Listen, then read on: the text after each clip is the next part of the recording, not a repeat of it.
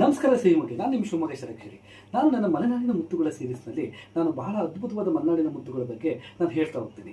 ಇವತ್ತು ನಾನು ಒಂದು ಅದ್ಭುತವಾಗಿರ್ತಕ್ಕಂಥ ಮಲೆನಾಡಿನ ಮುತ್ತಿನ ಬಗ್ಗೆ ಹೇಳ್ತೀನಿ. ನಿಜವಾಗ್ಲೂ ನಮ್ಮ ಬಸವರಾಜ್ ಸರ್ ಇದ್ದಾರಲ್ಲ, ಮಲೆನಾಡಿನ ಮುತ್ತೆ.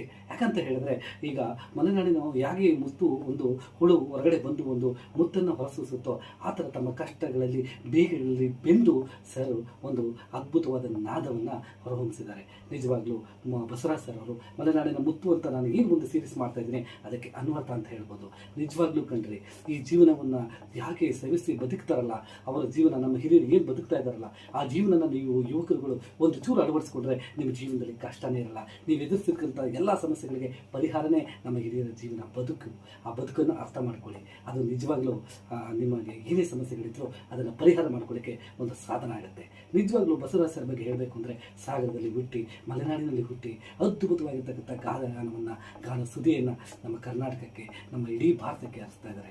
ಕರ್ನಾಟಕ ಸಂಗೀತ, ಹಿಂದೂಸ್ತಾನಿ ಸಂಗೀತ, ಸಕಲ ಸಂಗೀತವನ್ನು ಅವರು ಅಭ್ಯಾಸ ಮಾಡಿಕೊಂಡು ಅದ್ಭುತವಾಗಿರ್ತಕ್ಕಂಥ ನಾದವನ್ನು ಇವರು ಬಸವರಾಜ್ ಸರ್ ಹೇಳ್ತಾ ಇದ್ದಾರೆ. ಮತ್ತು ಹಾರ್ಮೋನಿಯಂ, ಪ್ರತಿಯೊಂದು ಇನ್ಸ್ಟ್ರೂಮೆಂಟ್ಗಳನ್ನ ಏನು ಮಾಡ್ತಾ ಇದ್ದಾರೆ, ಅಂದರೆ ಬಾಳಿಗೆ ಬೆಳಕಾಗಿದ್ದಾರೆ. ಇದನ್ನು ನಾವು ಯಾವತ್ತೂ ಮರೆಯೋಕ್ಕಾಗಲ್ಲ. ನಿಜವಾಗ್ಲೂ ನನ್ನ ಮಲೆನಾಡಿನ ಮತ್ತು ಬಸವರಾಜ್ ಸರ್ ಅಂತ ಹೇಳಲಿಕ್ಕೆ ನಾನು ನಿಜವಾಗ್ಲೂ ಹೆಮ್ಮೆ ಪಡ್ತೀನಿ.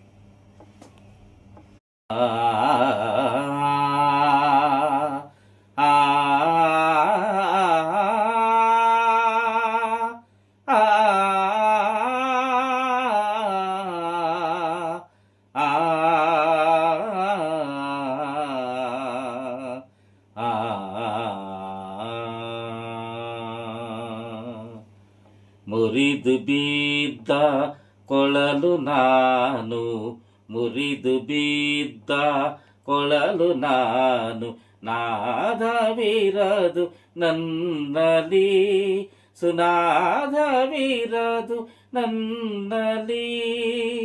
ಮುರಿದು ಬಿದ್ದ ಕೊಳಲು ನಾನು, ಮುರಿದು ಬಿದ್ದ ಕೊಳಲು ನಾನು, ನಾದವಿರದು ನನ್ನಲಿ, ಸುನಾದವಿರದು ನನ್ನಲಿ.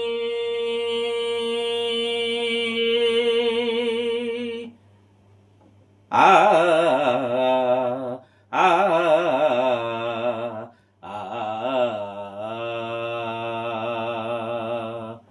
ಕಂಠ ಬೀರಿದ ಕೋಗಿಲೆ ನಾನು, ನಾನು ಹಾಡಲಾರೆನು.